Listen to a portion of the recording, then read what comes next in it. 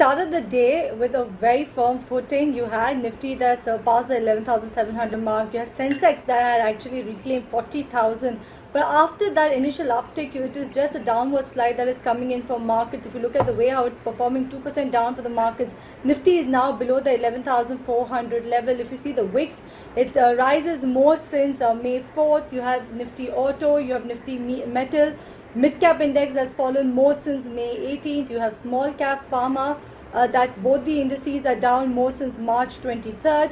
Also, you have the Nifty Bank that's fallen more since July 27th, and Nifty has fallen more since June 11th. So that's the market picture, and based on that, you have stocks that are actually moving in line with what the markets, the benchmarks are doing, or what the broader markets or the indices as a whole is doing. So there are very limited stocks that are actually moving based on news today. So first up is definitely the future group stocks that are all locked in upper circuit.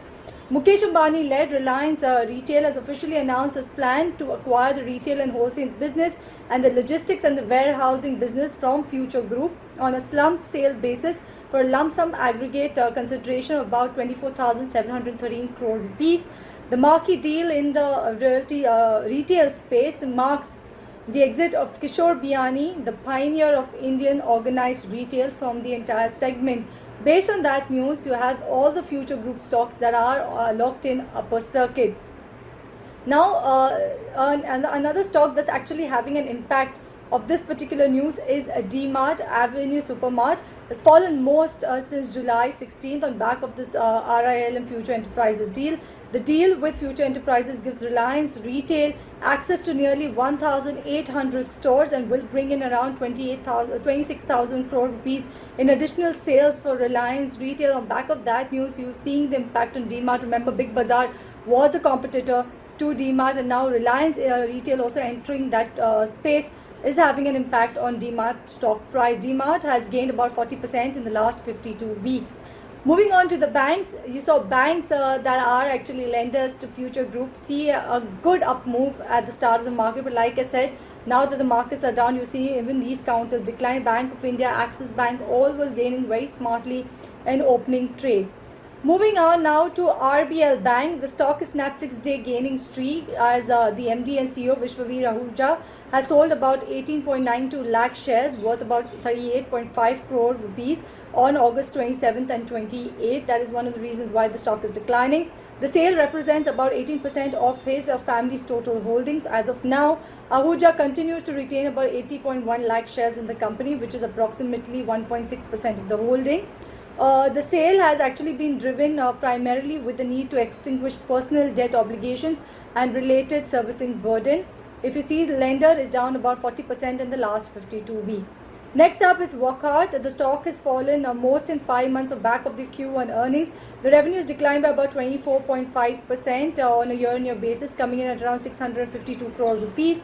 You had the pharma company post a profit about 760 crore rupees compared to a loss about 45 crore rupees. But the Q1 profit was actually led by an exceptional gain of about 1,328 crore rupees due to the transfer 62 product and line extensions to Dr. Reddy's. That is one of the reasons why Wockhardt actually posted a profit in Q1. But if you see operationally, it was a very weak quarter coming in for Wockhardt. They posted an EBITDA loss about 49 crore rupees. The company, the pharma company, has snapped a 3-day gaining streak, and the stock has actually gained about 28% in the last 52 weeks. Lastly, I'll talk about cinema chains. Under Lockdown 4.0, the government announced the cinemas as well as entertainment parks will continue to remain shut, while actually giving an nod for opening of open-air theatres from September 21st. Remember, on the hopes that these the cinema chains and the cinemas will be open, you had PVR and Inox Leisure see good up move in the last week. So PVR is now down about 8% intradays, most in 15 weeks. The stock is snapped its 5-day gaining streak. Meanwhile, Inox Leisure is down over 6% intraday, and the stock has snapped its 3-day gaining streak. NMDC, another counter that's actually fallen most in about 5 months in today's trading session. The company said in a conference call that the demerger process of its steel plant to take at least 8 to 9 months. NMDC has to pay royalty decided by a panel retrospectively. That is what we're picking up from agencies where they're quoting a source on this particular news. They're saying that Karnataka will levy 37% royalty versus a 15% for NMDC's Donamalai mine. And this is one of the reasons also why, which is adding a pressure on the stock. These are all source-based information that we're picking up from Wire. So that's the reason why NMDC is down most in 5 months. But overall, the picture is definitely weak for the markets, and that's how the setup is looking like today.